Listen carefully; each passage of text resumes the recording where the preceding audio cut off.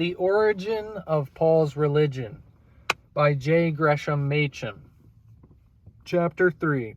The Triumph of Gentile Freedom. After the conversion, according to the book of Acts, Paul received the ministrations of Ananias and was baptized. These details are not excluded by the epistle to the Galatians. In the epistle, Paul says that after God had revealed his Son in him, he did not confer with flesh and blood. But the conference with flesh and blood, which he was concerned to deny, was a conference with the original apostles at Jerusalem about the principles of the gospel, not a conference with humble disciples at Damascus. An overinterpretation of Galatians would here lead almost to absurdity. Is it to be supposed that after the conversion, Paul refused to have anything whatever to do with those who were now his brethren? In particular, is it to be supposed that he who afterwards placed baptism as a matter of course at the beginning of the new life for every Christian should himself not have been baptized? The epistle to the Galatians does not mention his baptism, but that omission merely illustrates the incompleteness of the account. And if the baptism of Paul, which certainly must have taken place, is omitted from Galatians, other omissions must not be regarded as any more significant. The first two chapters of Galatians are not intended to furnish complete biography. Only those details are mentioned which were important for Paul's argument or had been misrepresented by his Judaizing opponents.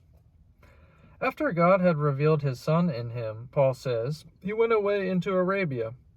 Apparently this journey to Arabia is to be put very soon after the revelation, though the construction of the word immediately in Galatians 1:16 is not perfectly clear.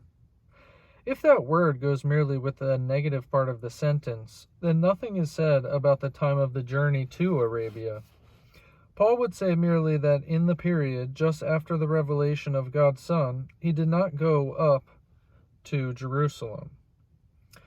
There would then be no difficulty in the assertion of Acts, which seems to put a stay in Damascus with preaching activity in the synagogues immediately after the baptism. This interpretation is adopted by a number of modern commentators, not only by B. Weiss and Zahn, who might be suspected of a bias in favor of the book of Acts, but also by Seifert and Lipsius and Bousset. Perhaps more naturally, however, the word, quote, immediately, end quote, in Galatians is to be taken grammatically with the positive part of the sentence, or with the whole sentence. The sentence would then mean, quote, immediately, instead of conferring with flesh and blood, or going up to Jerusalem to those who were apostles before me. I went away into Arabia, and again I returned to Damascus, end quote. Even so, however, there is no real contradiction with Acts. When Paul tells what happened immediately after the revelation, he is thinking in terms not of days, but of journeys. The very first journey after the conversion, and it took place soon, was not to Jerusalem, but to Arabia. When taken in the context, the sentence does not exclude a brief preaching activity in Damascus before the journey to Arabia. Grammatically, the word, quote, immediately, end quote, may go with the positive part of the sentence, but in essential import, it goes rather with the negative part. What Paul is really concerned about is to deny that he went up to Jerusalem soon after his conversion. The book of Acts does not mention the journey to Arabia and does not make clear where it may be inserted. Sometimes it is placed in the middle of Acts 9:19 before the words, quote, and he was with the disciples in Damascus some days, end quote. In that case, the discussion about the word, quote, immediately, end quote, in Galatians 1:16 would be unnecessary. That word could be taken strictly with the positive part of the sentence without contradicting the book of Acts. The journey to Arabia would have preceded the preaching activity in Damascus. Or the journey may be placed before Acts 9:22. It would then be the cause of the greater vigor of Paul's preaching. Finally, it may be placed simply within the, quote, many days, end quote, of Acts 9:23. The phrase, quote, many days, end quote, in Acts apparently is used to indicate fairly long periods of time. It must be remembered that the author of Acts is not concerned here about chronology. Perhaps he did not trouble himself to investigate the exact period of time that elapsed before the journey to Jerusalem. He was content merely to record the fact that before Paul went to Jerusalem, he engaged for a considerable time in preaching in the Damascus synagogues. Certainly, he must here be acquitted of any attempt at subserving the interests of harmony in the church by a falsification of history. It is generally recognized now, against the Tübingen contentions, that if the author of Acts contradicts Galatians, his contradiction is naive rather than deliberate. The contradiction, or apparent contradiction, at least shows the complete independence of his account. He is not deliberately shortening up the time before Paul's first conference with Peter in the interests of a compromise between a Pauline and a Petrine party in the church. If he had the 3 years of Paul before him as he wrote, he would have had no objection to using the detail in his history. But investigation of the chronology did not here seem to be important. The detail of the 3 years was vastly important for Paul's argument in Galatians, where he is showing that for a considerable period after the conversion, he did not even meet those from whom he was said to have received his gospel, but it was not at all important in a general history of the progress of the church. The extent of the journey to Arabia, both geographically and temporally, is entirely unknown. Quote, Arabia, end quote, included not only very remote regions, but also a territory almost at the gates of Damascus. And all that may be determined about the length of the Arabian residence is that it was less than 3 years. Possibly Paul remained only a few weeks in Arabia. In that case, the omission of the journey from the general narrative in Acts is very natural. The importance of Arabia in Paul's argument is due simply to the fact that Arabia was not Jerusalem. Paul mentions the journey to Arabia simply in contrast with a journey to Jerusalem, which he is excluding in the interests of his argument. The only thing that might seem to require a considerable stay in Arabia in the narrative of Paul's first Jerusalem visit in Acts 9:26-30, the distrust of Paul displayed by the Jerusalem Christians, is more easily explicable if after his conversion he had been living, for the most part, in a region more remote than Damascus from Jerusalem. A similar consideration might possibly suggest that in Arabia, Paul was engaged in meditation rather than in missionary activity.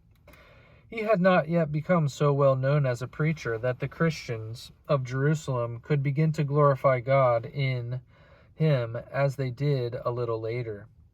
Possibly also there is an implied contrast in Galatians 1:16 and 17 between conference with the original apostles and direct communion with Christ. Possibly Paul means to say, quote, instead of conferring with flesh and blood in Jerusalem, I communed with the Lord in Arabia, end quote. Despite such considerations, the matter is by no means perfectly clear. It is perfectly possible that Paul engaged in missionary work in Arabia, but at any rate, even if that view be correct, he also engaged in meditation.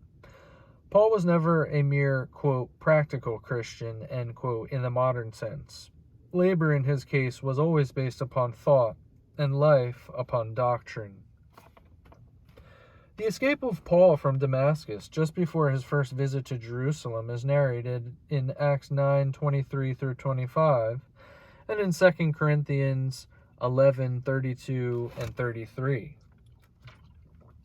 The mention of the ethnarch of Aretas, the Nabatean king, as having authority at or near Damascus causes some difficulty and might not have passed unchallenged if it had been attested by Acts. But as a matter of fact, it is just this detail which appears not in Acts but in an epistle of Paul. The first visit of Paul to Jerusalem after the conversion is described in Acts 9:26-30 and 22 verses 17-21. Readers, I'm not super good at Roman numerals. He does the chapters in Roman numerals. Galatians 1:18 and 19 as well. In itself, the account in Acts bears every mark of trustworthiness. The only detail which might seem surprising is that the Jerusalem Christians would not at first believe that Paul was a disciple. Must not a notable event like the conversion of so prominent a persecutor have become known at Jerusalem in the course of 3 years? But if Paul had spent a large part of the 3 years in Arabia, whence news of him could not be easily obtained, the report of his conversion might have come to seem like a remote rumor. The very fact of his withdrawal might, as has been suggested, have cast suspicion upon the reality of his conversion. Emotion, moreover, often lags behind cold reasoning. The heart is more difficult to convince than the mind. The Jerusalem Christians had known Paul only as a cruel and relentless persecutor. It was not so easy for them to receive him at once as a brother. This one detail is therefore not at all sufficient to reverse the favorable impression which is made by the Lucan account of the visit as a whole. The chief objection to the account is usually found in a comparison with what Paul himself says in Galatians. In itself, the account is natural, but does it agree with Paul's own testimony? One apparent divergence may indeed soon be dismissed.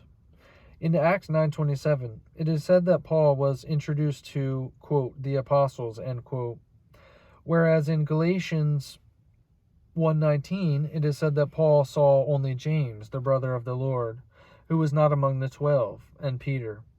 But possibly the author of Acts is using the term, quote, apostle, end quote, in a sense broad enough to include James, so that Paul actually saw 2 apostles, Peter and James, or else the plural is used merely in a generic sense to indicate that Paul was introduced to whatever representative or representatives of the apostolic body may have happened to be present. Much more weight is commonly attributed to an objection drawn from the general representation of the visit.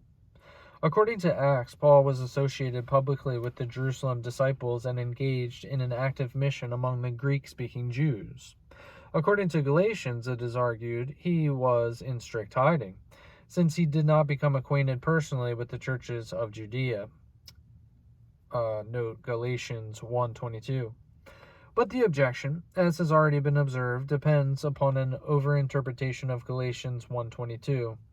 Whether or no, quote, Judea, end quote, means the country in sharp distinction from the capital, in either case, all that is necessarily meant is that Paul did not become acquainted generally with the Judean churches.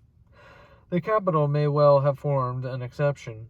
If Paul had meant in the preceding verses that he had been hiding in Jerusalem, he would have expressed himself very differently. Certainly the modern representation of the visit is in itself improbable. The picture of Paul entering Jerusalem under the cover of darkness or under a disguise, and being kept as a mysterious stranger somewhere in a secret chamber of Peter's house, is certainly much less natural than the account which the book of Acts gives of the earnest attempt of Paul to repair the damage which he had done to the Jerusalem church. It is very doubtful whether concealment of Paul in Jerusalem would have been possible, even if Paul had consented to it. He was too well known in the city. Of course, this last argument would be answered if, as Heitmuller and Loisy suppose, Paul had never been in Jerusalem at all, even as a persecutor. But that hypothesis is faced by absolutely decisive objections, as has already been observed. The whole modern representation of the first visit, therefore, is based solely upon a very doubtful interpretation of one verse, and is in itself highly unnatural. Surely it is much more probable that the real reason why Paul saw only Peter and James among the leaders was that the others were out of the city, engaged in missionary work in Judea. Their presence in the churches of Judea would explain the mention of those churches in Galatians 1:22. Paul is indicating the meagerness of his direct contact with the original apostles. The churches of Judea would become important in his argument if they were the scene of the apostles' labors. Against a very doubtful interpretation of the account in Galatians, which brings it into contradiction with Acts, may therefore be placed an entirely consistent interpretation, which, when the account is combined with Acts, produces a thoroughly natural representation of the course of events. Paul says nothing about what happened during his 15-day intercourse with Peter, but it is highly improbable, as even Holston pointed out, that he spent the time gazing silently at Peter as though Peter were one of the sights of the city. Undoubtedly, there were conversations between the two men, and in the conversation, the subject of the life and death of Jesus could hardly be avoided. In the epistle to the Galatians, Paul denies indeed that he received his gospel from men, but the bare facts about Jesus did not constitute a gospel. The facts were known to some extent to friend and foe alike. Paul knew something about them even before his conversion, and then increased his knowledge through intercourse with the disciples at Damascus.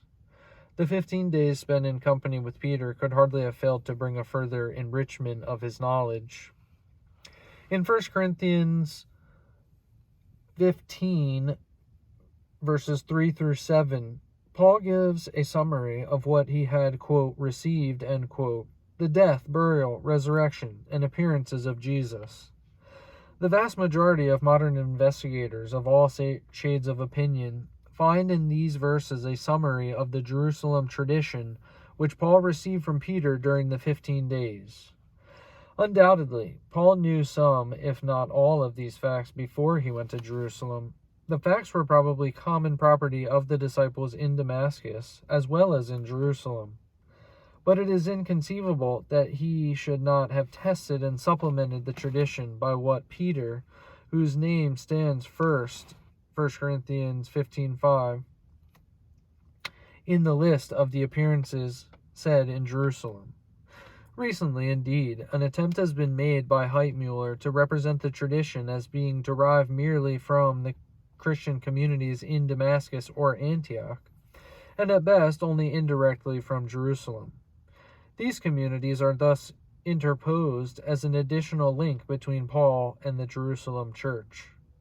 But the very purpose of the passage in 1 Corinthians is to emphasize the unity of teaching, not between Paul and certain obscure Christians in Hellenistic communities, but between Paul and the, quote, apostles, end quote. Quote, whether therefore, end quote, Paul says, quote, it be I or they, so we preach, and so ye believed, end quote, 1 Corinthians 15:11. The attempt at separating the factual basis of the Pauline gospel from the primitive tradition shatters upon the rock of 1 Corinthians and Galatians. In Galatians, Paul says that he was in direct intercourse with Peter, and in 1 Corinthians he emphasizes the unity of his teaching with that of Peter and the other apostles. After leaving Jerusalem, Paul went into the regions of Syria and Cilicia. The book of Acts more specifically mentions Tarsus, Cilicia, and Antioch, Syria. The period which Paul spent in Tarsus, or in its vicinity, is for us altogether obscure. In all probability, he engaged in missionary work and included Gentiles in his mission. Certainly, at the conclusion of the Sicilian period, Barnabas thought him suitable for the specifically Gentile work at Antioch, and it is probable that he had already demonstrated his suitability. His apostolic consciousness, also, as attested by the book of Acts and by Galatians, suggests that the beginning of his life work as apostle to the Gentiles was not too long deferred. At Antioch, the disciples were first called, quote, Christians, end quote, Acts 11:26. The objections, especially linguistic, formerly urged against this assertion of Acts, have now for the most part been silenced.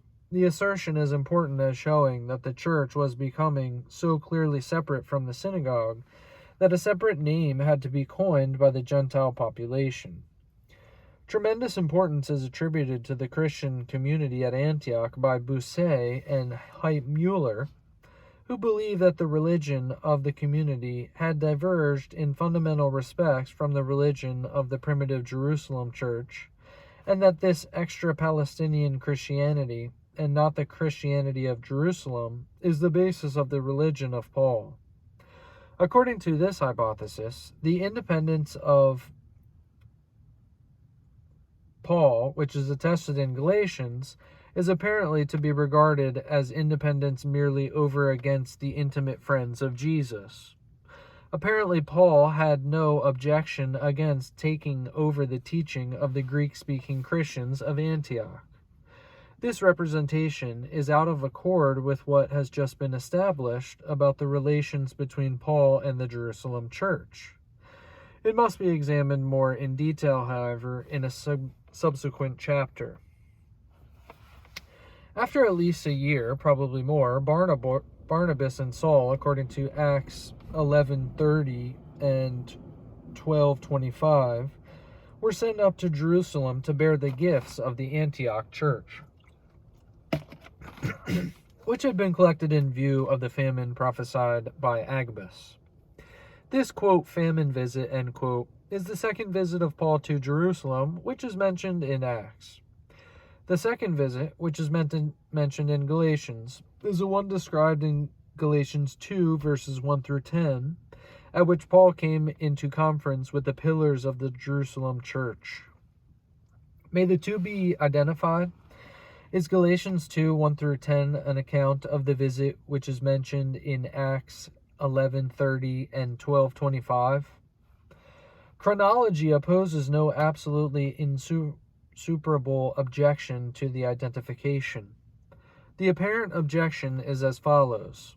The famine visit of Acts 11:30 and 12:25 took place at about the same time as the events narrated in Acts 7, since the narrative of those events is interposed between the mention of the coming of Barnabas and Paul to Jerusalem, Acts 11:30, and that of their return to Antioch, Acts 12:25. But the events of Acts 7 include the death of Herod Agrippa I, which certainly occurred in 44 AD. The famine visit, therefore, apparently occurred at about 44 AD. But the visit of Galatians 2, 1 through 10 took place 14 years, Galatians 2, 1 after the first visit, which in turn took place 3 years, Galatians 1:18 after the conversion. Therefore, the visit of Galatians 2, 1 through 10 took place 17 years after the conversion. But if that visit be identified with the famine visit, and the famine visit took place in 44 AD, the conversion must have taken place 17 years before 44 AD, or in 27 AD, which of course is impossible since the crucifixion of Jesus did not occur till 7 years after that time. At first sight, therefore, it looks as though the identification of Galatians 2, 1 through 10 with the famine visit were impossible. Closer examination, however, shows that the chronological data all allow a certain amount of leeway. In the first place, it is by no means clear that the famine visit took place at exactly the time of the death of Herod Agrippa in 44 AD. The author of Acts has been carrying on two threads of narrative, one dealing with Antioch and the other dealing with Jerusalem. In Acts 6, 19 through 30, he has carried the Antioch narrative on to a point beyond that reached in the Jerusalem narrative. Now, when the two narratives are brought together by the visit of Barnabas and Paul to Jerusalem, the author pauses in order to bring the Jerusalem narrative up to date. He tells what has been happening at Jerusalem during the period in which the reader's attention has been diverted to Antioch. The events of Acts 7 may therefore have taken place sometime before the famine visit of Acts 11:30 and 12:25. The famine visit may have taken place sometime after 44 AD. Information in Josephus with regard to the famine, combined with the order of the narrative in Acts, permits the placing of the famine visit as late as 46 AD. In the second place, it is by no means certain that the visit of Galatians 2, 1-10 took place 17 years after the conversion. The ancients sometimes used an inclusive method of reckoning time, in accordance with which, quote, 3 years, end quote, might mean only 1 full year with parts of 2 other years. January 1923 would thus be 3 years after December 1921. According to this method of reckoning, the, quote, 14 years of Galatians 2 would have become only 13, and the, quote, 3 years, end quote, of Galatians 1:18 would become only 2 years. The visit of Galatians 2, 1-10 would thus be only 15 instead of 17 years after the conversion. If then the visit of Galatians 2, 1-10 be identified with the famine visit, and the famine visit took place in 46 AD, the conversion took place in 31 AD, which is a possible date. Moreover, it is not certain that the, quote, 14 years, end quote, of Galatians 2:1 is to be reckoned from the first visit. It may be reckoned from the conversion, so that the 3 years of Galatians 1:18 is to be included in it and not added to it. In that case, the conversion took place only 14, or by the inclusive method of reckoning 13 years before the visit of Galatians 2, 1-10, or if the visit of Galatians 2, 1-10 be identified with the famine visit, 14 or 13 years before 46 AD, that is, in 32 AD or 33 AD, which is a perfectly possible date.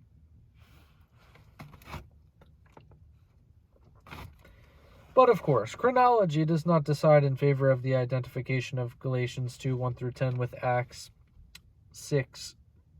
11:30 and 12:25.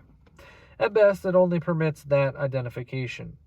Chronologically, it is even slightly more convenient to identify Galatians 2, 1-10 with the visit subsequent to the famine visit. The only subsequent visit which comes seriously in question is the visit at the time of the, quote, Apostolic Council, end quote, of Acts 15, 1-29. The advantages of identifying Galatians 2, 1-10 with Acts 11:30 and 12:25 therefore must be compared with those of identifying it with Acts 15, 1-29. If the former identification be adopted, then Paul in Galatians has not mentioned the Apostolic Council of Acts 15, 1-29. Since the Apostolic Council dealt with the same question as that which was under discussion in Galatians, and since it constituted an important step in Paul's relations with the original apostles, it is a little difficult to see how Paul could have omitted it from the epistle. This objection has often weighed against the identification of Galatians 2, 1-10 with the famine visit. But in recent years, the objection has been removed by the hypothesis which places the writing of Galatians actually before the Apostolic Council.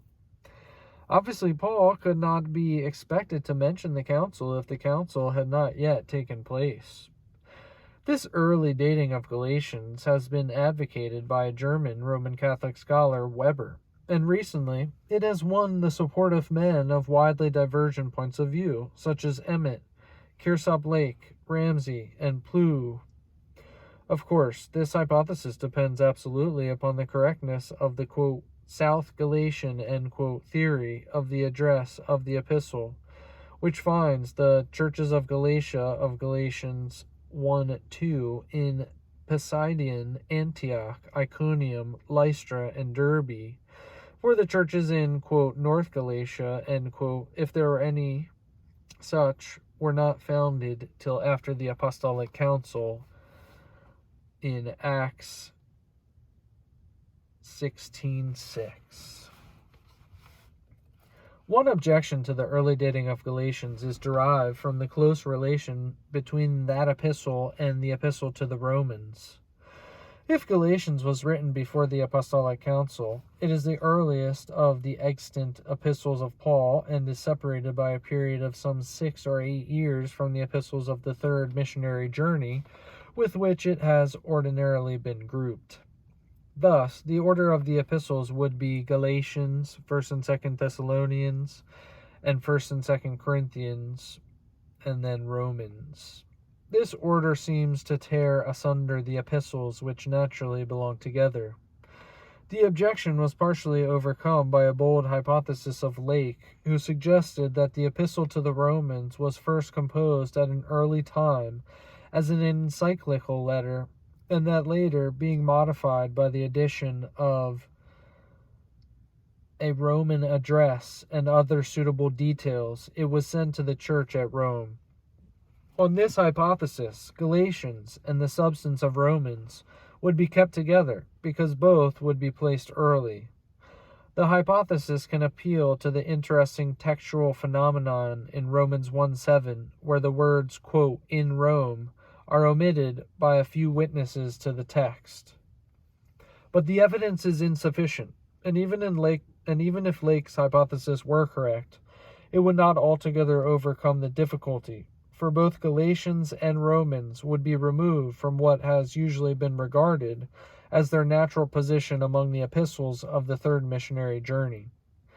In reply, it could be said that the reconstructions of an author's development, unless supported by plain documentary evidence, are seldom absolutely certain. The simplicity of 1st and 2nd Thessalonians, as over against the great soteriological epistles Galatians and 1st and 2nd Corinthians and Romans, is no doubt due to the immaturity of the Thessalonian church, rather than to any immaturity in Paul's thinking. There is therefore no absolutely decisive objection against putting the epistle to the Galatians, with its developed soteriology, before the Thessalonian epistles. On the whole, it may be said that the identification of Galatians 2:1-10 with Acts 11:30 and 12:25 is perhaps most plausible when it is connected with the early dating of Galatians before the Apostolic Council. But that identification, whether with or without the early dating of the epistle, must now be considered on its merits. Is Galatians 2:1-10 to be identified with the famine visit of Acts 11:30 and 12:25, or with the Apostolic Council of Acts 15? The former identification possesses one obvious advantage. By it, the second visit in Galatians is the same as the second visit in Acts, whereas if Galatians 2:1-10 is identified with Acts 15:1-29, Paul has passed over the famine visit without mention. The identification with the famine visit may therefore conveniently be considered first. According to this identification, Paul had two conferences with the Jerusalem leaders, one at the time of the famine visit and one some years afterwards at the time of the Apostolic Council. Could the second conference conceivably have followed thus upon the former? If the conference between Paul and the Jerusalem leaders described in Galatians 2:1-10 took place at the time of the famine visit, then would not the Apostolic Council seem to be a mere meaningless repetition of the former conference? If the matter of Gentile freedom had already been settled at the famine visit, how could it come up again de novo at the Apostolic Council? This objection is by no means insuperable. The meeting described in Galatians 2:1-10 may have been merely a private meeting between Paul and the original apostles. Although the presence of Titus, the uncircumcised Gentile, was no doubt a matter of public knowledge, it need not necessarily have given rise to any public discussion, since it was not unprecedented. Cornelius also having been received into the church without circumcision. But if the famine visit brought merely a private conference between Paul and the original apostles, Gentile freedom was still open to attack, especially if, after the famine visit, there was, as is in any case probable, an influx of strict legalists into the Christian community. There was no public pronouncement of the original apostles to which the advocates of freedom could appeal. There was therefore still urgent need of a public council, such as the one described in Acts 15:1-29, especially since that council dealt not only with the general question of Gentile freedom, but also with the problem of mixed communities where Jews and Gentiles were living together. The Apostolic Council, therefore, may well have taken place in the way described in Acts 15:1-29, even if the conference of Galatians 2:1-10 had been held some years before.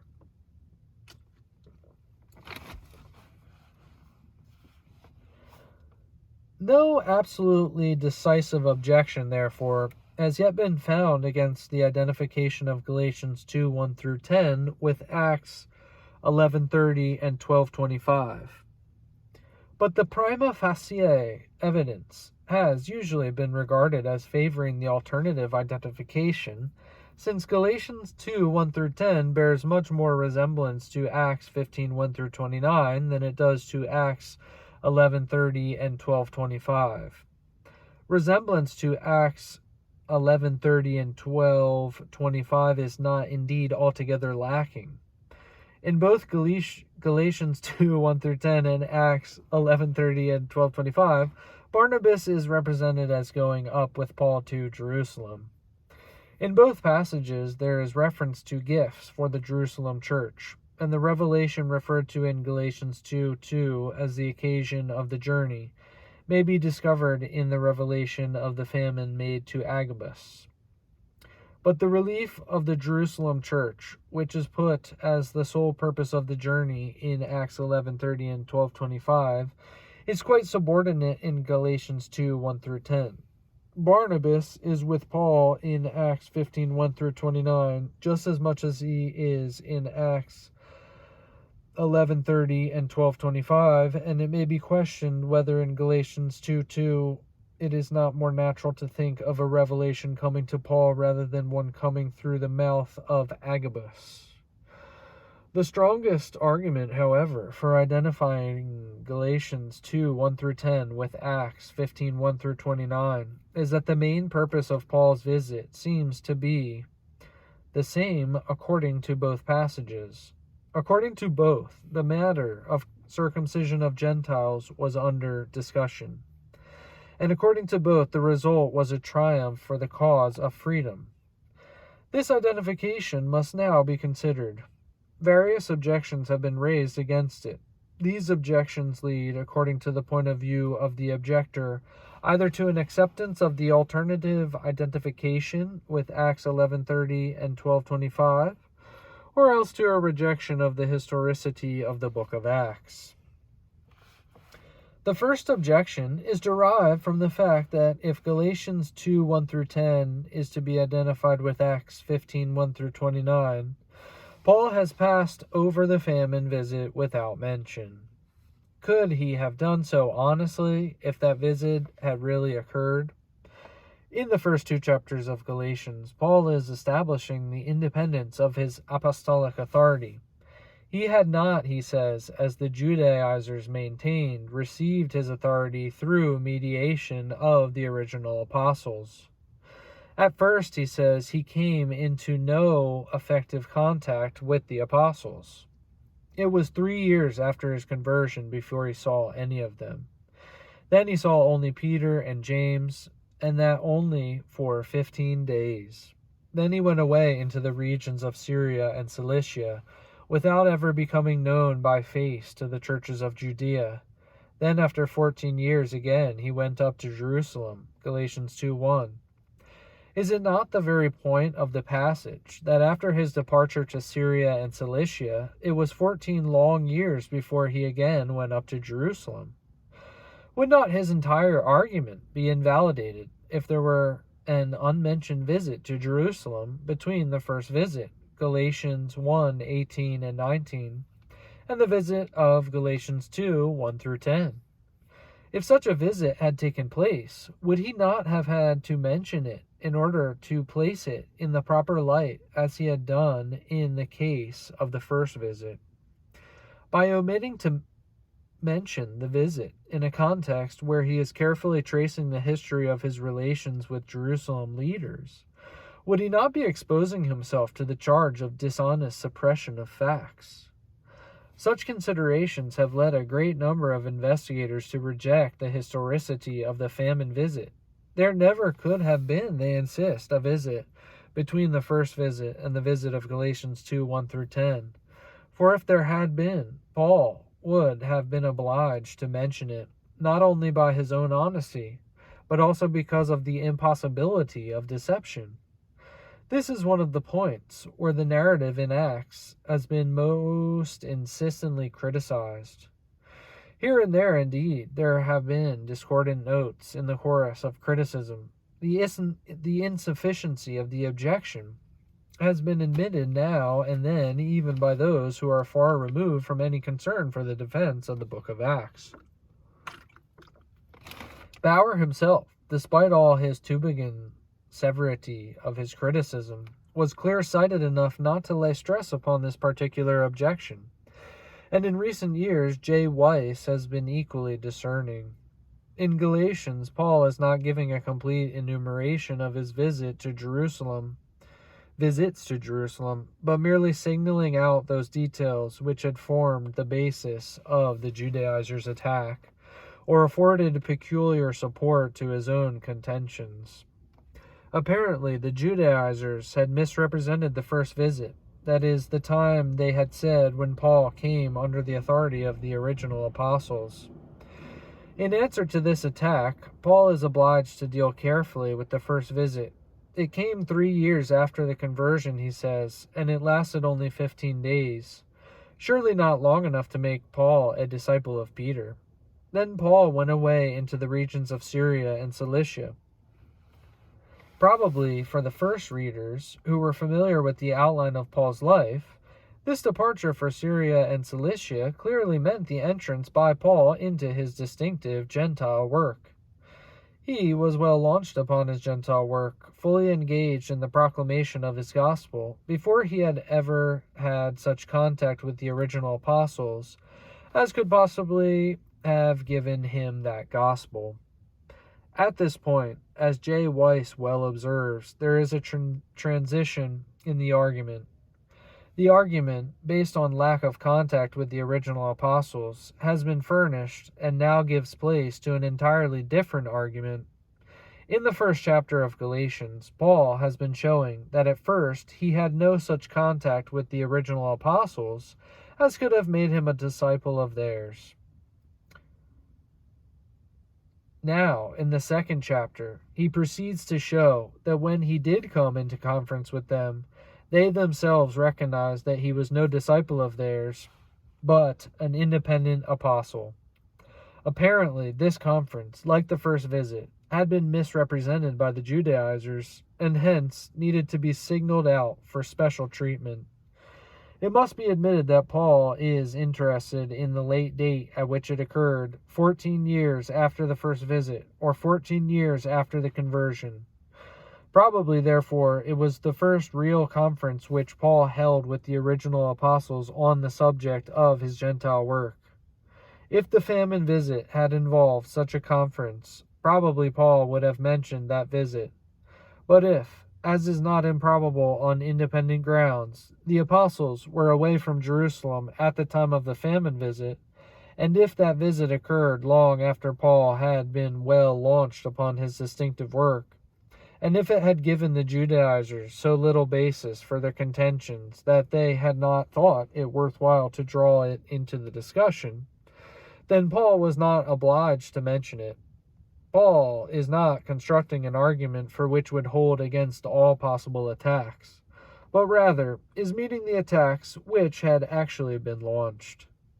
In the second chapter, having finished proving that it was the decisive early period before he was well engaged in his distinctive work, there was not even any extended contact with the original apostles at all, he proceeds to tell the argument that the very men who were appealed to by the Judaizers themselves had admitted that he was entirely independent of them, and that they had nothing to add to him. If the famine visit had occurred in the early period, or if, whenever it occurred, it had involved the important event of a conference with the apostles about the Pauline gospel, in either case Paul would probably have been obliged to mention it. But as it is, the visit, according to Acts 11:30 and 12:25, did not occur until Paul had already engaged in the Gentile work, and there is no reason to suppose that it involved any contact with the original apostles. The omission of the famine visit from Galatians, therefore, as a visit distinct from Galatians 2:1 through 10, does not absolutely require either the identification of Galatians 2:1 through 10 with that famine visit, or the denial of the historicity of Acts. Certain other difficulties emerge, however, when Galatians 2:1 through 10 is compared with Acts 15:1 through 29 in detail. In the first place, the leaders of the Jerusalem church, it is said, are represented in Acts 15:1 through 29 as maintaining Pauline principles, whereas in Galatians 2:1 through 10 it appears that there was really a fundamental difference between them and Paul. This difficulty constitutes an objection not against the identification of Galatians 2:1 through 10 with Acts 15:1 through 29, but against the historicity of Acts, for if at any time there was a really fundamental difference of principle between Paul and the original apostles, then the whole representation in Acts is radically incorrect. But the objection disappears altogether when Galatians is correctly interpreted. The epistle to the Galatians does not represent the conference between Paul and the pillars of the Jerusalem church as resulting in a cold agreement to disagree. On the contrary, it represents those leaders as giving to Paul and Barnabas the right hand of fellowship. And Galatians 2:11 through 21, rightly interpreted, attests positively a real unity of principle as existing between Paul and Peter. The one objection that remains against the identification of Galatians 2:1 through 10 with Acts 15:1 through 29 concerns the, quote, apostolic decree, end quote, of Acts 15:28 and 29. Compare Acts 15:19 and 20 and Acts 21:25. According to the epistle to the Galatians, the apostle at the time of the conference, quote, added nothing, end quote, to Paul.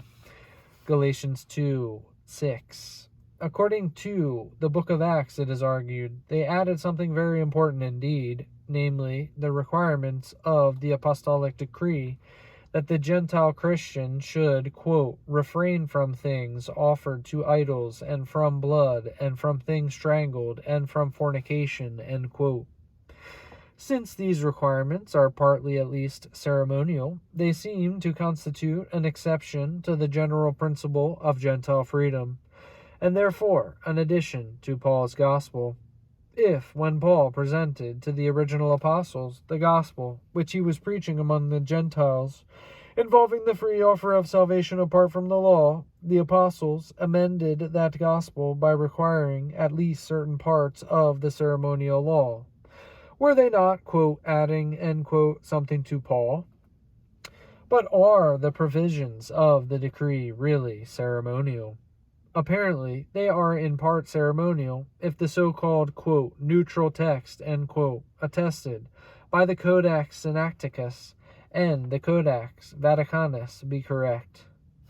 According to this text, which here lies at the basis of all forms of our English Bible, quote, blood, end quote, can hardly refer to anything except meat that has the blood left in it, or else blood that might be prepared separately for food, for, quote, things strangled, end quote, certainly refers to a closely related provision of the ceremonial law about food. But at this point, an interesting textual question arises. The so-called, quote, Western text of the book of Acts, the so-called, quote, Western text, end quote, of the book of Acts, attested by the Codex Bezae and the usual companion witnesses, omits the word translated, quote, things strangled, end quote, or, quote, what is strangled, end quote, in Acts 15:20 and 29, and also in Acts 21:25, and in the first two of these three passages adds the negative form of the golden rule. Thus, the Western text reads in Acts 15:28 and 29 as follows, quote, for it has seemed good to the Holy Spirit and to us to lay no further burden upon you except these necessary things, that you refrain from things offered to idols, and from blood, and from fornication, and that you do not and that you do not to another whatsoever things you do wish to be done to you. End quote. It is generally agreed that the golden rule has here been added by a copyist, but the omission of, quote, things strangled, end quote, is thought by many modern scholars to preserve the reading of the autograph. If this short text without, quote, things strangled, end quote, be correct, then the provisions of the decree need not be regarded as ceremonial at all, but may be taken as simply moral. Quote, things offered to idols, end quote, may refer to idolatry in general. Quote, blood, end quote, may refer to murder. End quote, fornication, end quote, may be meant in the most general sense. But if the provisions of the decree were simply moral, then plainly they did not constitute any, quote, addition, end quote, to the message of freedom which Paul proclaimed among the Gentiles. Paul himself had, of course, enjoined upon his converts the necessity of leading a true moral life. If when the original apostles were urged by the Judaizers to impose upon the Gentile converts the requirements of the ceremonial law, they responded, quote, no, the only requirements to be imposed upon the Gentiles are that they refrain from deadly sins like idolatry, murder, and fornication. That decision constituted merely a most emphatic confirmation of Paul's gospel of freedom. The textual question cannot here be discussed in detail.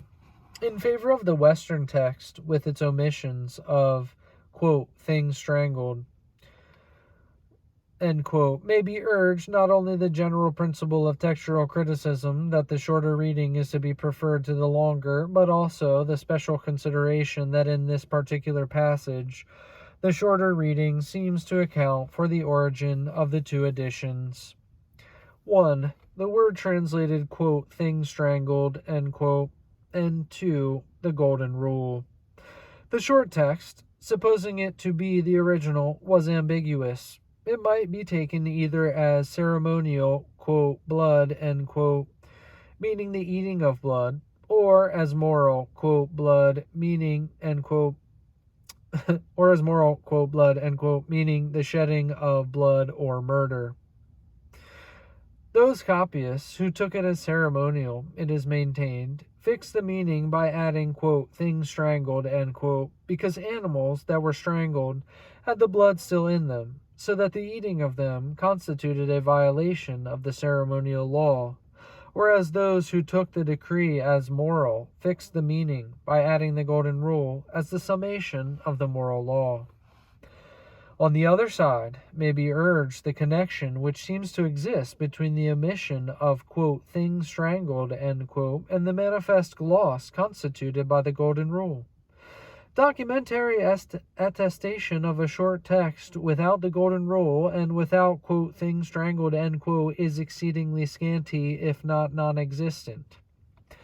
Kearsarge Lake can point only to the witness of Irenaeus.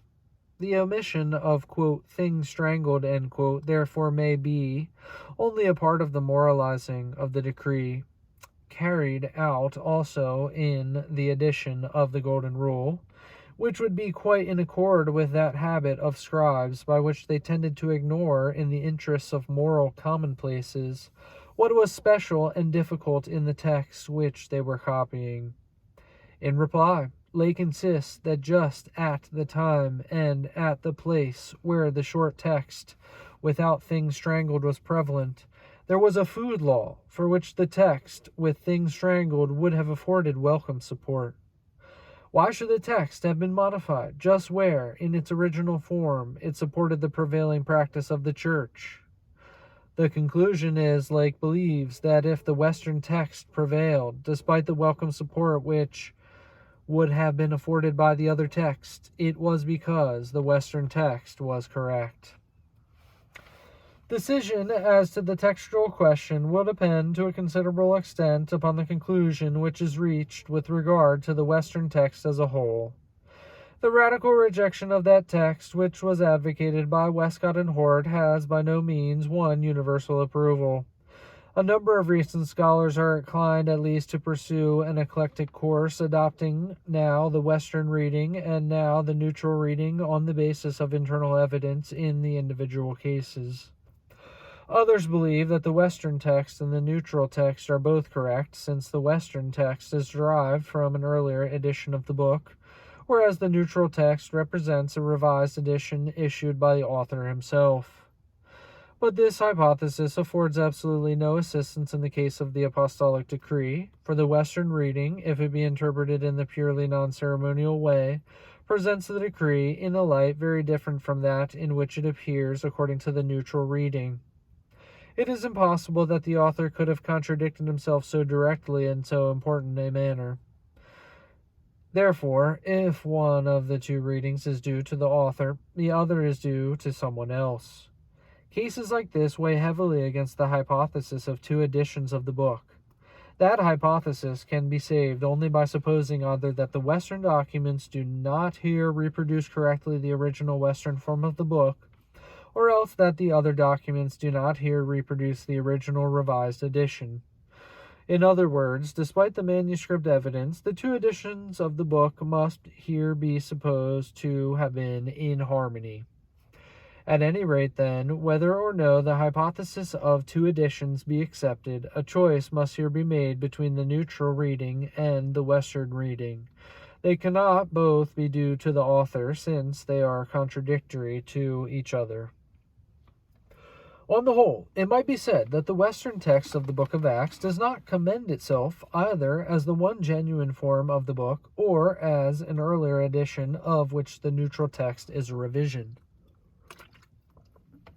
The Western readings are interesting. At times they may contain genuine historical information, but it seems unlikely that they are due to the author.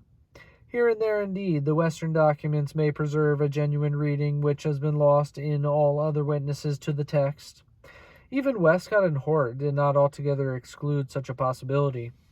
But in general, the high estimate which Westcott and Hort placed upon the neutral text is justified.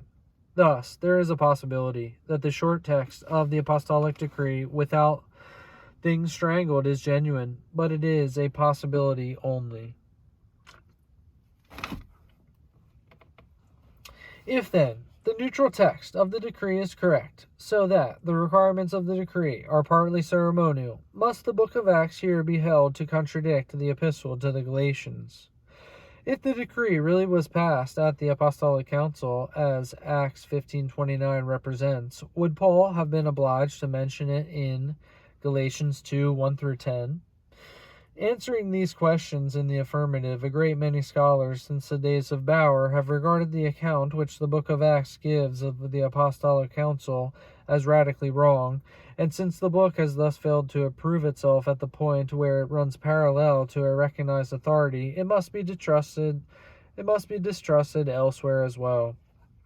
The Apostolic Council, especially the Apostolic Decree, has thus become, to use a phrase of B.W. Bacon, the, quote, crux of apostolic history, end quote. It is exceedingly unlikely, however, at any rate, that the decree has been made up, quote, out of whole cloth, end quote, for it does not coincide exactly with the usage of the later church, and seems to be framed in view of primitive conditions. Even those who reject the narrative of Acts as it stands, therefore, often admit that the decree was really passed by the early Jerusalem church, but they maintain that it was passed after Paul's departure from Jerusalem and without his consent. This view is thought to be supported in Acts 21:25, where James, it is said, is represented at the time of Paul's last visit to Jerusalem as calling attention to the decree as though it were something new. Acts 21:25 is thus thought to preserve a bit of primitive tradition, which is in contradiction to the representation of the 15th chapter. Of course, however, the verse as it stands in the completed book can only be taken by the unsophisticated reader as referring to what Paul already knew. And it is a grave question whether the author of Acts was unskillful enough to allow contradictory representations to stand unassimilated in his book, as the hypothesis demands. Acts 21:25, therefore, is, at any rate, not opposed to the view that the decree was actually passed with the consent of Paul, as the 15th chapter represents. But is this representation really in contradiction to the epistle to the Galatians? Does Galatians 2:1-10 really exclude the apostolic decree? In order to answer these questions, it will be necessary to examine the nature of the decree. The apostolic decree in Acts 15:1-29 did not constitute a definition of what was necessary for the salvation of the Gentile Christians, but was an attempt to solve the problem of a limited group of mixed communities where Jews and Gentiles were living together.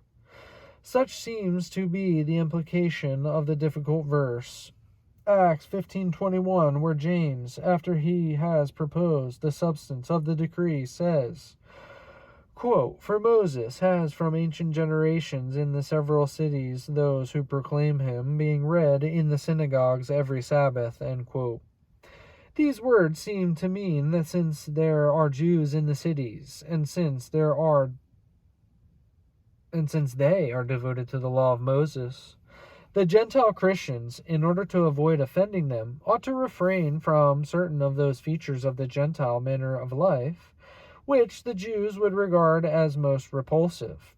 The law of Moses has been read in the cities from ancient generations. It was venerable. It deserved at least respect.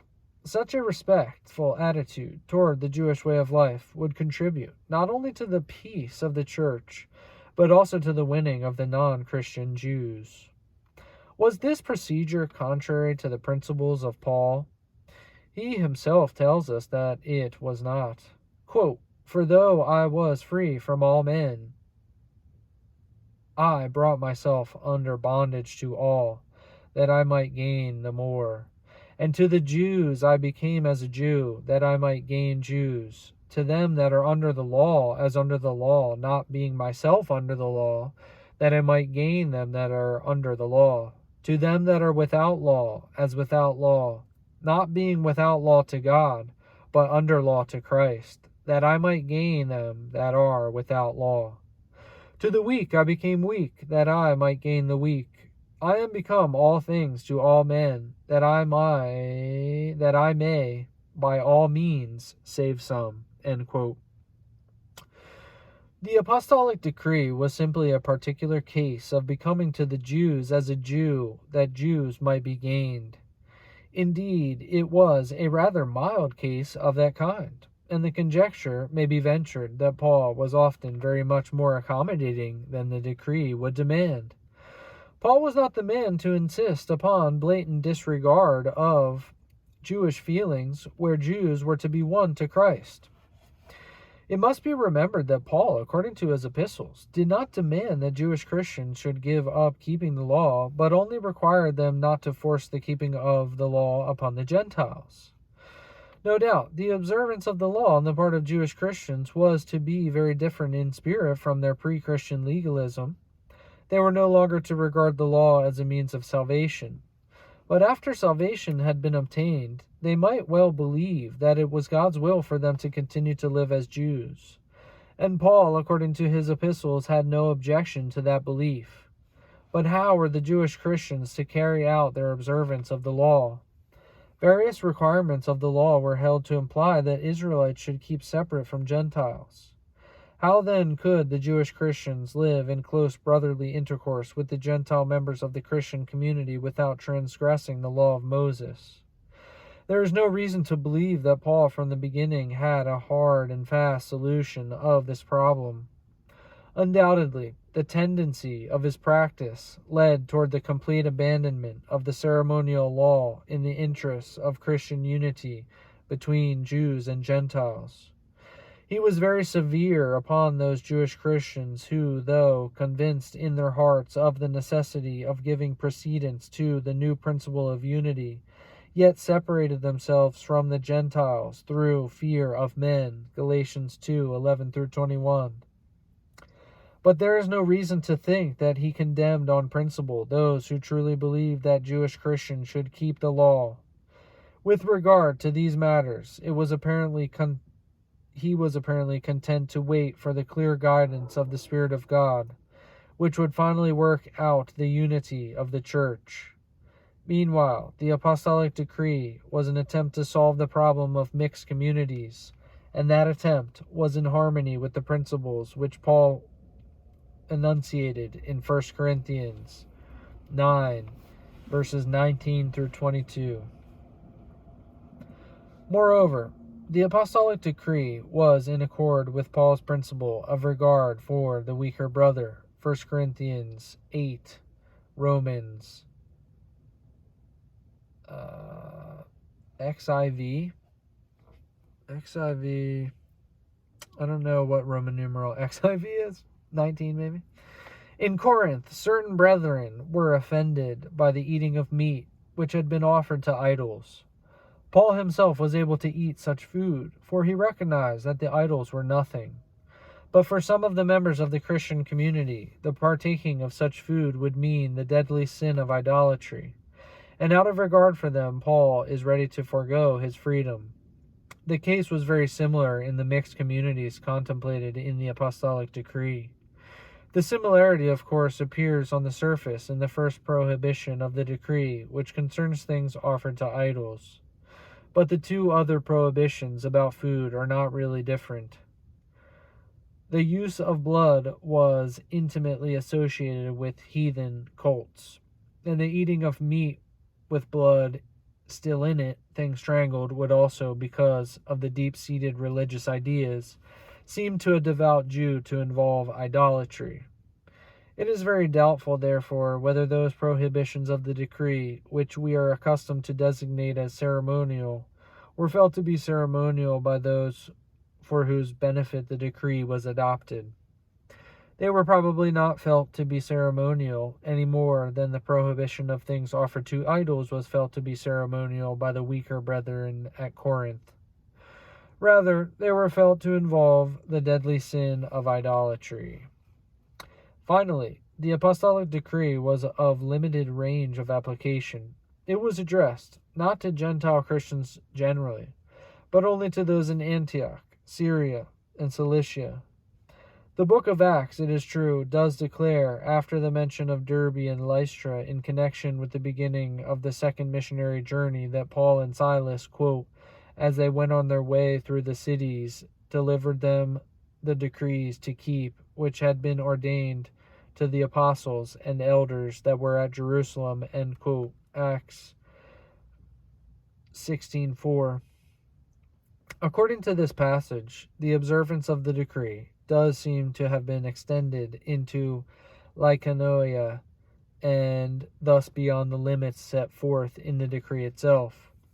But if Paul chose to make use of the document beyond the range originally contemplated, that does not alter the fact that originally the Jerusalem church undertook to deal only with Antioch and Syria and Cilicia.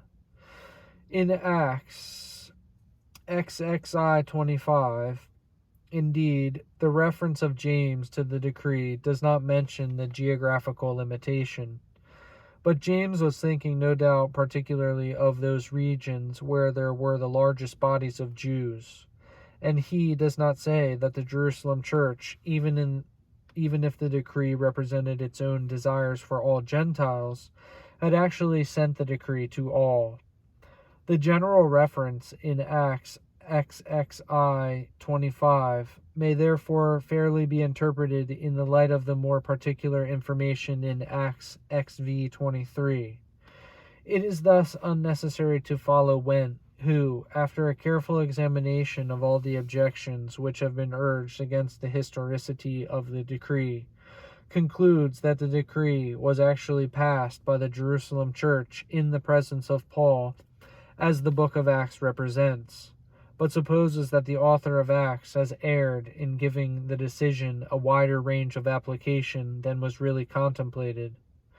A correct interpretation of the passages in question will remove even this last vestige of objection to the Lucan account.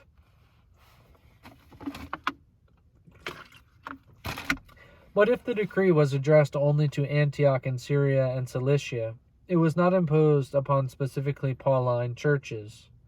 The Gentile work at Antioch had not been started by Paul, and it is a question how far he regarded the churches of Syria and Cilicia in general as belonging to his peculiar province.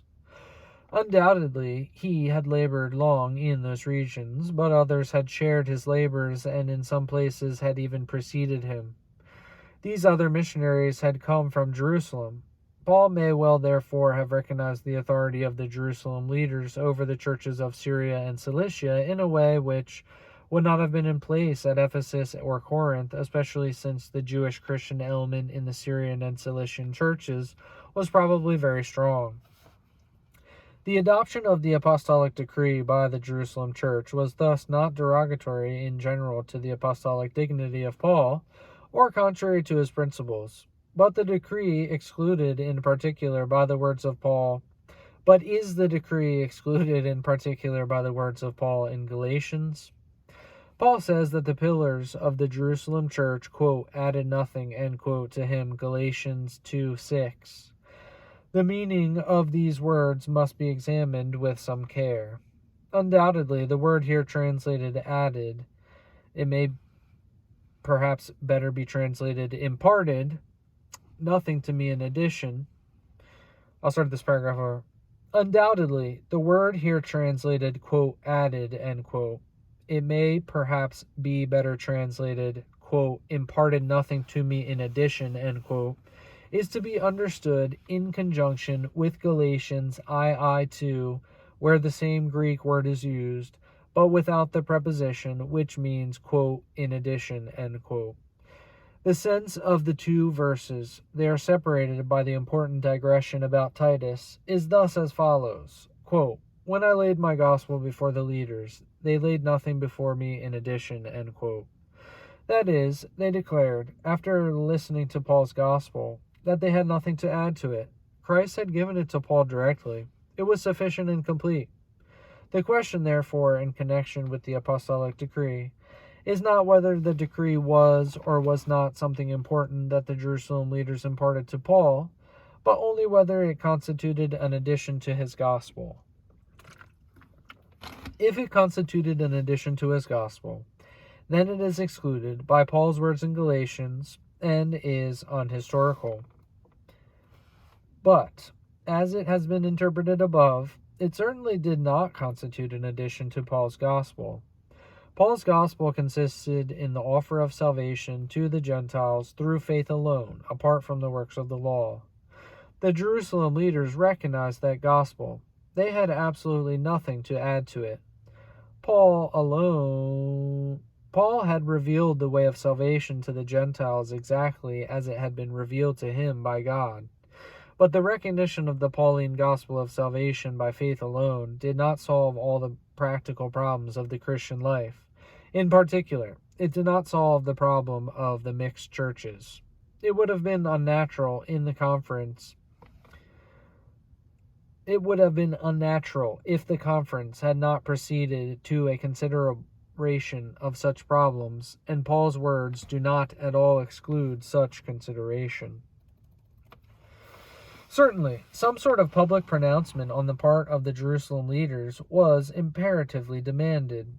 The Judaizers had made trouble in Antioch, Syria, and Cilicia. That much of the account in Acts is generally admitted to be historical, and is certainly necessary to account for the very fact that Paul went to Jerusalem in the revelation which came to him, being given by God in relation to a very definite situation. Against his inclination, Paul went to Jerusalem in order to stop the propaganda of the Judaizers by obtaining a pronouncement from the very authorities to which they appealed. Is it to be supposed that he returned to Antioch without the pronouncement which he had sought? If he had done so, his journey would have been in vain. The Judaizers would have continued to make trouble exactly as before. Some kind of public pronouncement was therefore evidently sought by Paul himself from Jerusalem leaders. No doubt, the very seeking of such a pronouncement was open to misunderstanding. It might seem to involve subordination of Paul to the authorities, to whom apparently he was appealing as to a higher instance. Paul was keenly aware of such dangers and waited for definite guidance of God before he decided to make the journey. But if he had come back from Jerusalem without any such pronouncement of the authorities as would demonstrate the falsity of the Judaizers' appeal to them, then the disadvantages of the conference would have been incurred in vain. In all probability, therefore, the conference of Galatians II 1-10, if it took place at the time reached by the narrative at the beginning of the 15th chapter of Acts, resulted in a pronouncement from the Jerusalem church. And the apostolic decree was just such a pronouncement as might have been expected. It was public. It was an emphatic vindication of Gentile freedom and an express rebuke of the Judaizers, and it dealt with some, at least, of the practical difficulties which would result from the presence of Jews and Gentiles in the churches of Syria and Cilicia. The identification of Galatians II 1-10 with Acts XV 1-29, therefore, does not raise insuperable difficulties against the acceptance as historical of the narrative in Acts. But it must be remembered that the alternate identification with Acts XI 30 and XII 25 is also possible. The comparison between Acts and Galatians, therefore, has certainly not resulted disastrously for the book of Acts. There are 3 ways in which Acts can be shown to be in harmony with Paul. These 3 possibilities may now conveniently be summed up in the light of the examination of them in the preceding pages. 1. Galatians II 1-10 may be regarded as an account of the famine visit of Acts XI 30 and Acts XII 25, and on the basis of this identification, the epistle may be dated before the Apostolic Council of Acts XV 1-29. The course of events would then be somewhat as follows. First, there was a private conference between Paul and the original apostles in Galatians II 1-10. At the time of the famine visit, Acts XI 30 and XII 25. Then followed the first missionary journey of Paul and Barnabas to southern Galatia, Acts XIII and Acts XIV. That journey brought a great influx of Gentiles into the church and aroused the active opposition of the Judaizers. The trouble seems to have been accentuated by the coming to Antioch of certain men from James, Galatians II 11-13. It is not clear whether they themselves were to blame, or whether, if they were, they had any commission from James. At any rate, Peter was induced to give up the table of companionship with Gentile Christians, which formerly he had practiced at Antioch, and Barnabas also was carried away. Paul rebuked Peter publicly, but the Judaizers continued to disturb the peace of the church, and even demanded, as a thing absolutely necessary to salvation, that the Gentile Christians should be circumcised and should keep the law of Moses. The Judaizing activity extended also into Galatia, and Paul wrote the epistle to the Galatians in the midst of the conflict. At Antioch, it was finally determined to bring the matter to the attention of the Jerusalem leaders in order to show that the Judaizers had no right to appeal to those leaders, and in order to silence the Judaizers by a public pronouncement of the Jerusalem church. A revelation induced Paul to agree to this plan. The result was the Apostolic Council of Acts XV 1-29. Undoubtedly, this account of the matter overcomes certain difficulties. It has won considerable support and can no longer be regarded as a mere apologetic expedient. 2. The Western text of the Apostolic Decree may be regarded as correct. The decree may then be taken as forbidding only the 3 deadly sins of idolatry, murder, and fornication, so that it cannot by any possibility be taken as a limitation of Gentile freedom or an addition to Paul's gospel of justification by faith alone. This solution has been adopted by von Harnack and others, and by Kearsarge Lake. Certainly without any, quote, apologetic, end quote, motive, it has actually been combined with 1. 3. Finally, Galatians II 1 through 10 being identified with Acts XV 1 through 29 and the neutral text of the Apostolic Decree being adopted, harmony between Acts and Galatians may be established by that interpretation of both passages which has been proposed above. According to this interpretation, the decree was not regarded as necessary to salvation or intended as an addition to Paul's gospel, but was an attempt to solve the special and temporary problem of the mixed communities in Syria and Cilicia. This last solution being adopted provisionally, though one certainly has much in its favor, the outcome of the Apostolic Council must be considered in connection with the events that followed. Apparently, Paul in Galatians is telling only what happened in a private conference between himself and the Jerusalem leaders, the account of the public action of the church being found in Acts. James and Peter and John recognized the independence of Paul's apostleship. Paul had been entrusted with the apostleship to the Gentiles as Peter with that to the circumcision. After listening to Paul's account of the wonderful works of God by which his ministry had been blessed, and after coming into direct contact with the grace which had been given to him, the pillars of the Jerusalem church gave to him and Barnabas the right hand of fellowship, that they should go to the Gentiles, while the Jerusalem leaders should go to the circumcision. This division of labor has often been egregiously misinterpreted, especially by the Tübingen school, and all those in subsequent years who have not been able to throw off the shackles of Tübingenism. The question has often been asked whether the division was meant geographically or ethnographically. Was Paul to preach everywhere outside of Palestine, both to Jews and Gentiles, while the original apostles were to labor in Palestine only? Or was Paul to preach to Gentiles wherever found, while the original apostles were to labor for Jews wherever found? In other words, to whose province were assigned the Jews of the dispersion? To the province of Paul and Barnabas, or to the province of the original apostles? It has sometimes been maintained that Paul understood the division geographically, but that the Jerusalem leaders understood it ethnographically, so that Peter transgressed Paul's geographical interpretation when he went to labor in Antioch. But the very raising of the whole question is in itself a fundamental error. The division was not meant in an exclusive or negative sense at all. It was not intended to prevent Peter from laboring among Gentiles or Paul from laboring among Jews. The same gospel was being preached by both Paul and Peter. They gave each other the right hand of fellowship.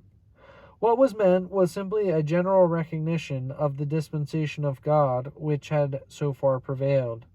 By that dispensation, Paul and Barnabas had been sent particularly to the Gentiles, and the Jerusalem apostles to the Jews. If either group was hindered in its work, the interests of the church would suffer. Both groups, therefore, were absolutely necessary in order that both Jews and Gentiles should be one. In one particular, indeed, the Jerusalem leaders requested expressly that the division of labor should not be taken too strictly. They hoped that Paul would not be so much engrossed in his Gentile work as to forget the poor of the Jerusalem church, Galatians II 10. It should be observed very carefully that this request about the poor forms an exception, not at all to the full recognition of Paul's gospel, but only to the division of labor as between Jews and Gentiles. It does not go with remote words of verse 6, quote, "For to me, those who were of repute added nothing," end quote, but with the immediately adjacent words in verse 9. Paul does not say, therefore, quote, "To me those of repute added or imposed nothing except that I should remember the Jerusalem poor," end quote. If he had said that, then perhaps it would be difficult to explain the omission of the apostolic decree, for the decree, as much as the request for aid of the Jerusalem poor, was something that the Jerusalem leaders laid upon him. But the fact is that neither the decree nor the request about the poor has anything whatsoever to do with Paul's gospel or the attitude of the Jerusalem leaders toward it. What is really meant by the request for aid is simply this, quote, "You are the apostle to the Gentiles. It is a great work. We wish you Godspeed in it. But even in so great a work as that, do not forget your needy Jewish brethren in Jerusalem," end quote. After the conference at Jerusalem, Paul and Barnabas returned to Antioch. According to the book of Acts, the letter of the Jerusalem church was joyfully received. It meant a confirmation of Gentile freedom and relief from the attacks of the Judaizers. But new disturbances began, and Peter was concerned in them. He had gone to Antioch. There is not the slightest reason to think that his arrival occasioned anything but joy.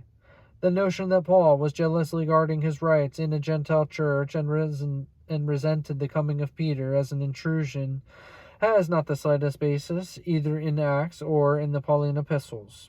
But at Antioch, Jews and Gentiles were living together in the church, and their juxtaposition presented a serious problem. The Gentile Christians, it will be remembered, had been released from the obligation of being circumcised and of undertaking to keep the Mosaic law. The Jewish Christians, on the other hand, had not been required to give up their ancestral mode of life.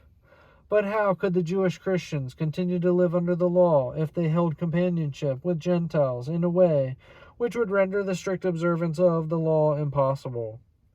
Should the precedence be given to the observance of the law on the part of the Jewish Christians, or to the new principle of Christian unity?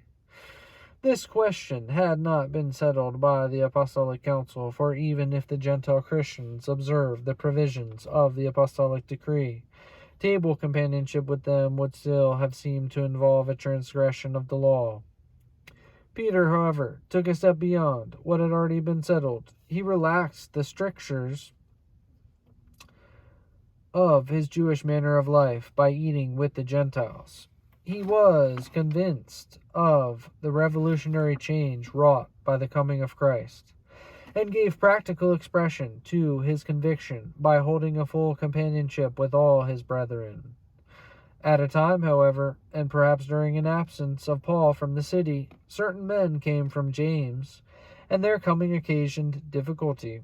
It is not said that these men were commissioned by James, and some readers have thought that, quote, "from James," end quote, means merely, quote, "from Jerusalem," end quote, James being named merely as representative of the church over which he presided.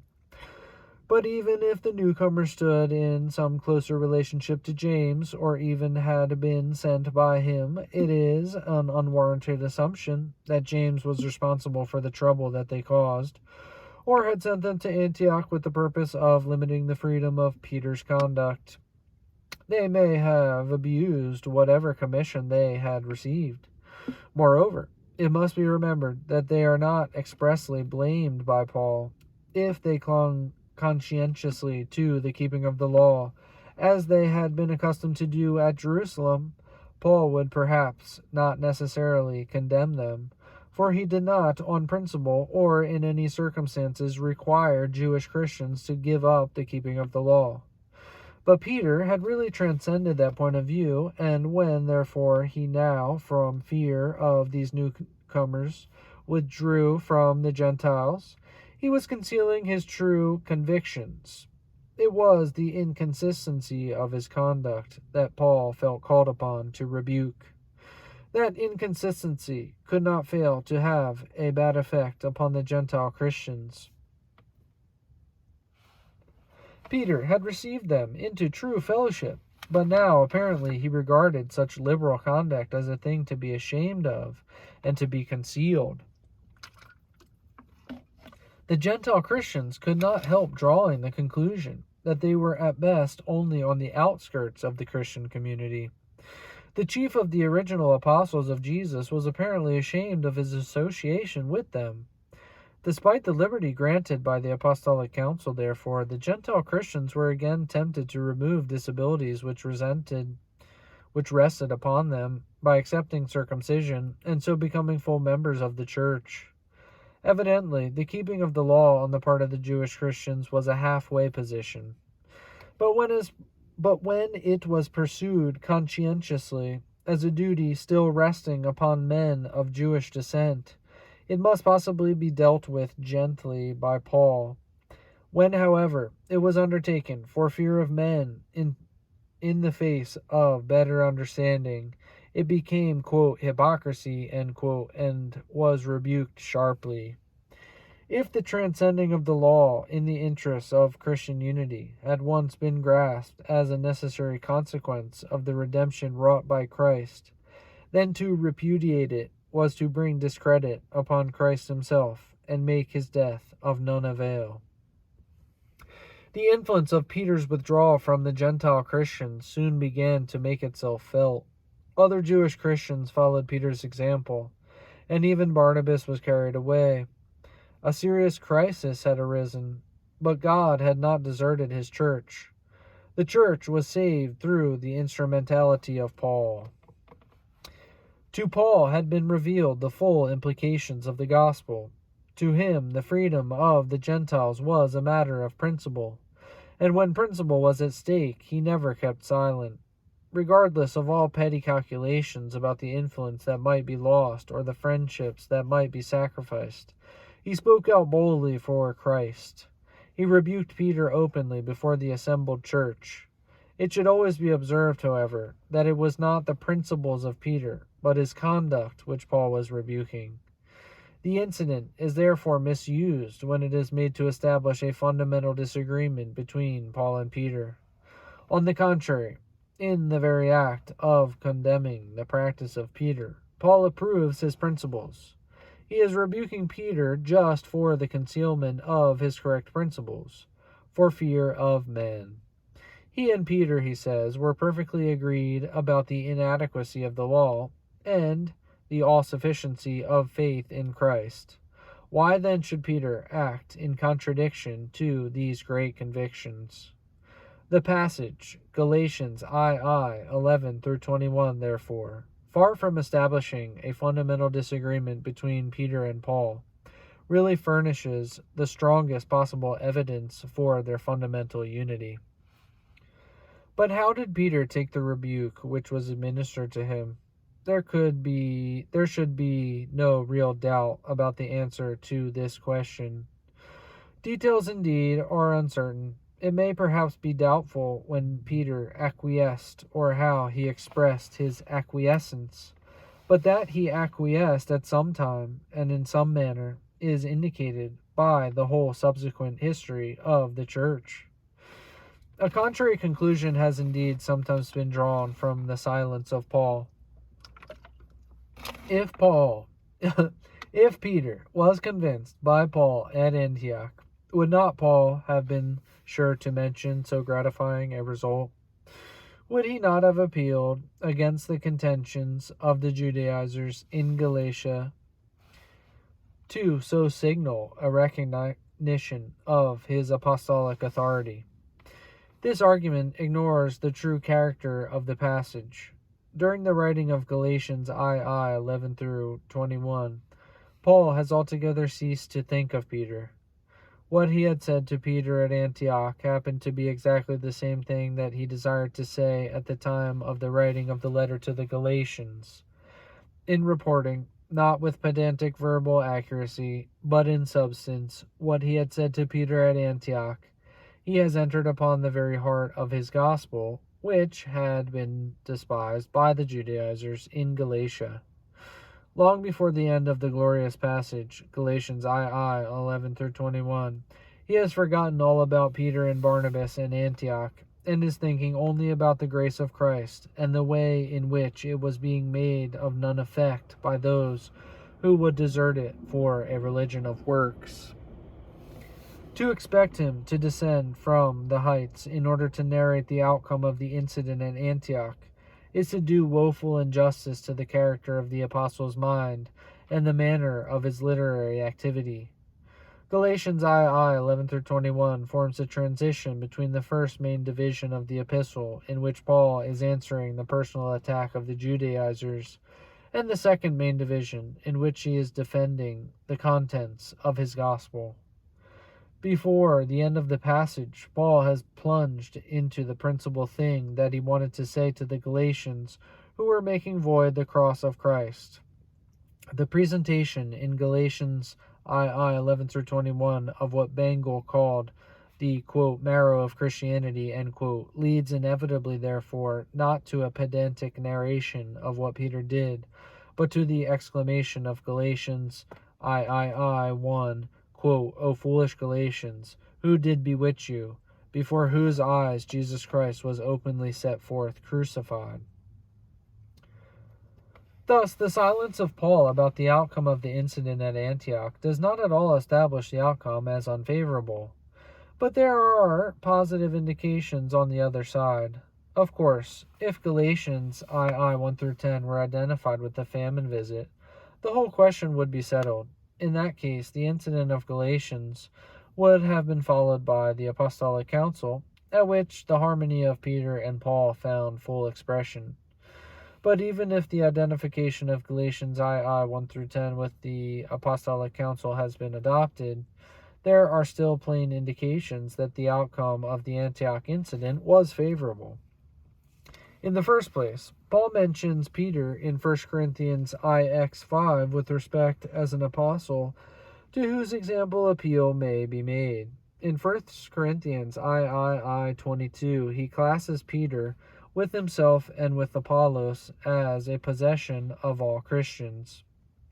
And in 1 Corinthians XV 1-11, he includes as part of his fundamental missionary preaching the appearance of the risen Christ to Peter, and appeals to the unity which existed between his own preaching and that of the other apostles. In the second place, Paul concerned himself earnestly, according to 1 and 2 Corinthians and Romans, with the collection for the Jerusalem poor. If the incident at Antioch had meant a repudiation of the, quote, right hand of fellowship, end quote, which Peter, in common with James and John, had given to Paul at Jerusalem, in Galatians II 9, it is difficult to see how Paul could have continued to engage in a form of brotherly service, which was the most touching expression of that fellowship. If there was a permanent breach between Peter and Paul, the contribution for the poor saints at Jerusalem could hardly have been collected. In the third place, the agitation of the Judaizers seems to have died down during the third missionary journey. It appears indeed at Corinth, according to the Corinthian epistles, but seems there to have lacked that insistence upon the keeping of the law which had made it so dangerous in Galatia. In the epistles of the captivity, Colossians and Philemon, Ephesians, Philippians, it appears, if at all, only in the obscure reference to Philippians III 2-FF, which may relate to non-Christian Judaism rather than to Jewish Christianity. This substance, subsidence of the Judaizing activity is difficult to understand if the benefits of the Jerusalem conference had been annulled by a serious breach at Antioch. Finally, the whole subsequent history of the church is explicable only if there was fundamental unity between Peter and Paul. Ever since the formation of the Old Catholic Church at the close of the 2nd century, the church was founded upon the twin pillars of Peter and Paul. How was this unity produced if the apostolic age was fundamental disunion? The existence of this problem was fully recognized by F.C. Bauer, and the recognition of it constitutes one element of the greatness in Bauer's work. But the elaborate solution which Bauer proposed has had to be abandoned. Bauer supposed that the harmony between Pauline and Petrine Christianity was produced by a gradual compromise effected during the 2nd century. Subsequent investigation has pushed the harmony very much further back. The unity between Peter and Paul appears, for example, plainly expressed in the letter of Clement of Rome about 95 AD, who appeals to the two great apostles as though both were of recognized authority. It appears also in the first epistle of Peter, which, even if not genuine, is important as attributing to Peter, as though the attribution were a matter of course, a conception of the gospel thoroughly in harmony with that of Paul. It appears in early traditional account of John Mark, by which Mark is made to be a follower of Peter, and to have received from Peter the substance of his gospel, so that when his cordial relations with Paul are remembered, he constitutes an important link between Peter and Paul. What is more important, however, than all details, is the undoubted fact that before the end of the 1st century epistles of Paul and genuine tradition about Jesus, which later must at first have been connected with the Jerusalem church, appear side by side as possessing high authority in the church. Finally, the testimony of the book of Acts is now admitted to be, at any rate, very much earlier than Bauer supposed, and that testimony, so far as the harmony between Paul and Peter is concerned, is unequivocal. Thus, the explanation which Bauer proposed for the final healing of the supposed breach between Peter and Paul is unsatisfactory, but no other explanation has been discovered to take its place. The very existence of the church would have been impossible if there had been a permanent breach between the leader in the Gentile mission and the leader among the original disciples of Jesus. The book of Acts does not mention the difficulty which arose at Antioch with regard to table companionship between Jews and Gentiles, but it does mention another disagreement between Paul and Barnabas. Barnabas desired to take John Mark along the second missionary journey, while Paul was unwilling to take with him again the one who had turned back on the former journey and had not gone with those South Galatian churches which it was now proposed to revisit. It was maintained by the Tübingen school of criticism that the lesser quarrel has here been inserted by the author of Acts with the express purpose of covering up the more serious disagreement which was the real reason for the separation of Barnabas and Paul. But the insertion of a quarrel is rather an unnatural way to cover up the fact that there was another quarrel. It would have been better to keep altogether silent about the disagreement. Moreover, the good faith of the author is now generally accepted. There is another possible way of explaining the omission of the incident of Galatians II 11-21 from the book of Acts. It may be surmised that the incident was so unimportant in its consequences, Peter and Barnabas were so quickly convinced by Paul, that a historian who was concerned not with personal details about the relations between Paul and the other leaders, but with the external progress of the gospel, did not find it necessary to mention the incident at all. After the separation of Barnabas from Paul at the beginning of the second missionary journey, it is not recorded that the two men were ever associated in any missionary work. But in 1 Corinthians IX 6, Barnabas is spoken of with respect, quote, "Or I only and Barnabas, have we not a right to forbear working?" End quote. Evidently, Paul was interested in the work of Barnabas and was not ashamed to appeal to his example. In Colossians IV 10, moreover, quote, "Mark, the cousin of Barnabas," end quote, is mentioned and is commended to the attention of the Colossian Christians. Mark here forms a link between Paul and Barnabas, as he does between Paul and Peter. Evidently, the estrangement at Antioch was not permanent, even in the case of Mark, against whom there was the special objection that he had withdrawn from the work at Perga. According to 2 Timothy IV 11, Mark became exactly what he had not been at Perga, quote, "useful to Paul, quote, for ministering," end quote. And if the testimony of 2 Timothy be rejected, The same cordial relationship between Paul and Mark appears also in Colossians IV 10 and 11, Philemon 24. The scanty indications all point very decidedly away from any permanent estrangement as resulting from the incidents at Antioch. During the second and third missionary journeys, the agitation of the Judaizers, as has already been observed, seems to have subsided. In Corinth, indeed, according to 1st and 2nd Corinthians, Paul appears in deadly conflict with certain men who sought to undermine his apostolic authority. Bauer made much of this conflict. Indeed, he based his reconstruction of apostolic history upon the Corinthian epistles, almost as much as upon Galatians. The starting point of his investigation was found in the party watchwords mentioned in 1 Corinthians I 12, quote, I am of Paul, and I of Apollos, and I of Cephas, and I of Christ, end quote.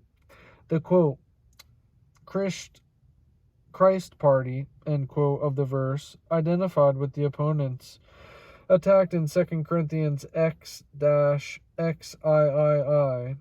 Bauer believed to have been an extreme Judaizing party. This extreme Judaizing party, Bauer maintained, appealed with some show of reason to the original apostles in Jerusalem. Thus, the Corinthian epistles, like the epistle to the Galatians, were made to establish what was to Bauer the fundamental fact of apostolic history, a serious conflict of principle between Paul and the original apostles. Subsequent investigation, however, has cast at least serious doubt upon the Tübingen exegesis, even where it has not discredited it altogether. The whole matter of the Christ party of 1 Corinthians I 12 is felt to be exceedingly obscure, so obscure that J. Weiss, for example, in his recent commentary on 1 Corinthians, has felt constrained to cut the Gordian knot by regarding the words, quote, and I of Christ, end quote, as interpolation. Where this heroic measure has not been resorted to, various interpretations have been proposed. Sometimes, for example, the Christ party has been thought to have consisted of those who rejected the other watchwords, but in such a proud and quarrelsome way that the watchword, quote, I am of Christ, end quote, which should have belonged to all, became only the shibboleth of another party. Sometimes again, the Christ party has been regarded as a Gnosticizing party, which boasted of direct communications with the risen Christ. At any rate, it is very difficult to find in the words, quote, I am of Christ, end quote, any clear designation of Judaizers who appealed against Paul to James, or to their own connections with Jesus in Palestine. On the contrary, the reader of the first 4 chapters of 1 Corinthians may well be doubtful whether there were any distinct parties at all. It looks rather as though what Paul was rebuking were merely a spirit of division, which manifests itself now in one watchword and now in another. The Corinthian Christians seem to have been, quote, sermon tasters, end quote. They were proud of their, quote, wisdom, end quote, and laid undue stress upon the varying form of the gospel message to the neglect of the content. It is noteworthy that in 1 Corinthians I through IV, Paul does not enter upon any anti-Judaistic polemic, but addresses himself to those who, in a spirit of pride and quarrelsomeness, sought after wisdom. If you would be truly wise and truly spiritual, he says, then cease your contentions. Paul was perhaps combating not any definite parties, but only the party spirit. It must be admitted that there were in the Corinthian church persons who emphasize against Paul the advantages of Palestinian origin and of direct connection with Jesus, but there is no reason to bring these opponents of Paul into any close relation to the original apostles and to James. The letters of recommendation, 2 Corinthians I 1, may have come elsewhere than from the apostles. Indeed, the mention of letters from the Corinthians as well as to them would seem to make the passage refer to a general habit of credential bearing rather than to any special credentials from Jerusalem. The opponents desired to push themselves into other men's spheres of labor, and in order to do so, they were in the habit of arming themselves with commendatory epistles. The reference is quite general, and to us quite obscure. It is only by exceedingly bold specialization that it can be made to attest to the existence of letters of commendation from the Jerusalem leaders. Moreover, even if the opponents did have some sort of endorsement from Jerusalem, they may have abused the confidence which they had been reposed in them. The two begin exegesis of 2 Corinthians XI 5 and XII 11, by which the, quote, chiefest apostles, end quote, were identified with the pillars of the Jerusalem church, should be rejected, and the phrase, which is rather to be translated, quote, those who are apostles overmuch, end quote, should be taken as designating simply the Corinthian agitators themselves. Thus, the, quote, apostles overmuch, end quote, of 2 Corinthians XI 5 become the same as the, quote, false apostles, end quote, of verse 13, the latter verse being used in order to interpret the former. In 1 Corinthians I 12, Peter is mentioned as being appealed to by one of the, quote, parties, end quote, in the Corinthian church. It has sometimes been maintained on the basis of this verse that Peter had actually been present in Corinth, as had Apollos and Paul, who appear in two of the other party watchwords. But the matter is at least very doubtful. As chief of the original disciples of Jesus, Peter might well have evoked the special admiration of certain members of the Corinthian church without having ever been personally present. There does not seem to be the slightest evidence for supposing that the admirers of Peter mentioned in 1 Corinthians I 12 were extreme Judaizers, and there is no decisive reason for identifying them with the opponents who appear in 2 Corinthians X through XIII. Certainly there is no reason for making Peter responsible for the facetiousness of those who used his name. It must be remembered that Paul rebukes the Paul party, if there be a party, as much as any of the others, and distinctly commends Apollos, who was appealed to by the Apollos party. Evidently, the faults of the parties were not due at all to those whose names the parties used. In 1 Corinthians III 21 and 22, Paul says, quote, all things are yours, whether Paul or Apollos or Cephas, end quote. Here Peter is put as part of the common possession of all Christians. There could not possibly be a clearer recognition of the complete fellowship which Paul regards as existing between himself and Peter. Finally, in 1 Corinthians XV 11, Paul calls attention expressly to the fundamental unity between himself and the other apostles. Whether then it be I or they, so we preach, and so ye believed. The Corinthian epistles certainly lend no support to the Tübingen contention. They certainly provide no evidence of a breach between Paul and the original disciples of Jesus. At the time of his last visit to Jerusalem, Paul came again into contact with James, the brother of the Lord, and with the Jerusalem church. The arrival at Jerusalem is narrated in one of the we sections of the book of Acts, and it is there said, quote, the brethren received us gladly, end quote, Acts XXI 17. The use of the first person plural disappears after the following verse, where the meeting of Paul and James is described, but it is very difficult to separate Acts XXI 20, for example, from the we sections.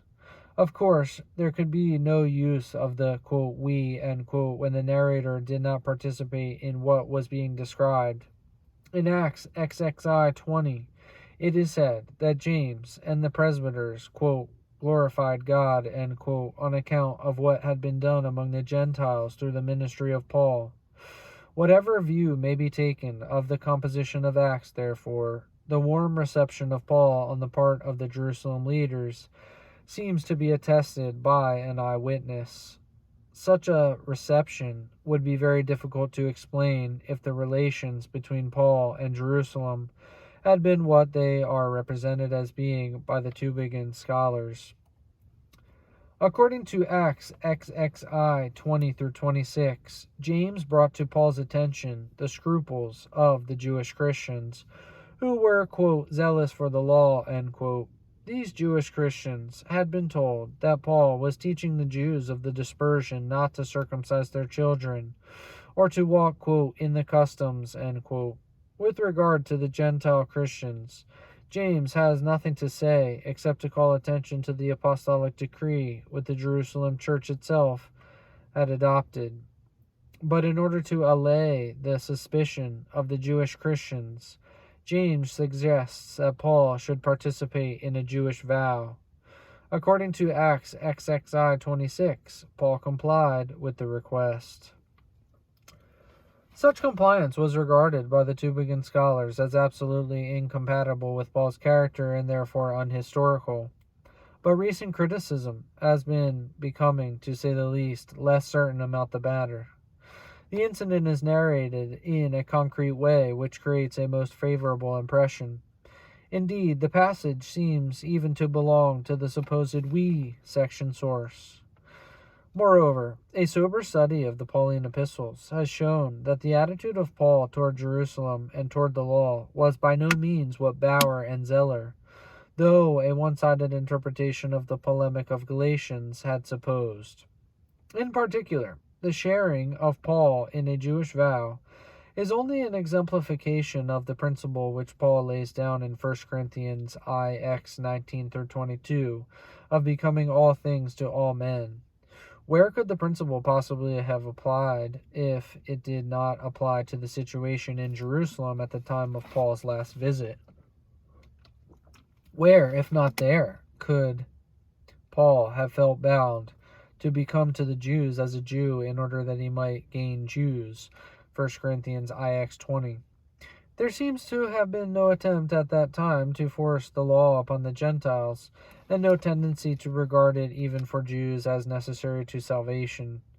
Compliance with Jewish custom would therefore not be open to the misunderstanding which might have made it inadvisable during the midst of the Judaistic controversy. The devotion of the Jewish Christians to the law seems never to have been condemned by Paul on principle. Should he then run counter to Jewish feeling by pursuing a crassly Gentile manner of life in the very midst of Judaism, when the national life in the troublous years before the Jewish war was running high? The answer to this question is at any rate not so simple as was formerly supposed. Participation by Paul in a Jewish vow in Jerusalem is not beyond the limits of that devotion to the Jewish people which the epistles undoubtedly attest. And it is not really derogatory to the character of Paul. Where the truth of the gospel was concerned, Paul was absolutely unswerving and absolutely without regard for personal considerations. But the weaker brethren of his own nation could be won without the sacrifice of principle. He was fully capable of becoming the Jew to the Jews. While Paul was in prison in Jerusalem and in Caesarea, what was the attitude of James and of the Jerusalem church? The book of Acts does not say, and far-reaching conclusions have sometimes been drawn from its silence. The Jerusalem leaders, it is said, were at least lukewarm in their defense of Paul. They themselves were zealous for the law, and they had only been half convinced of the loyalty of Paul.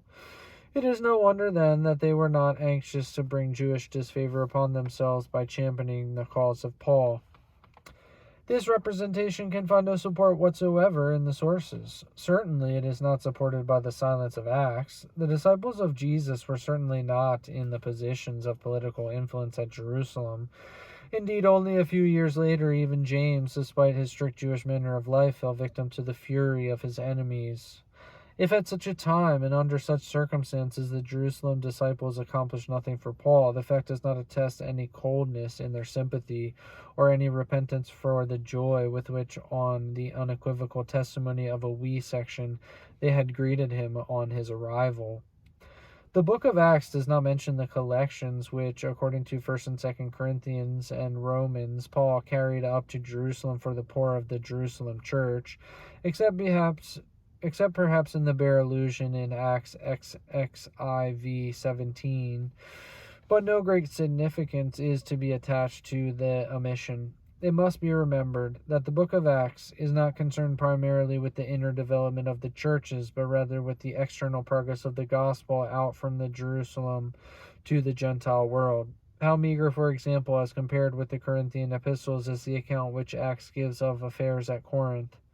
To infer, therefore, from the silence of Acts about the collection that the collection was not graciously received is to make use of the argument from silence in a most adventurous and unwarranted manner.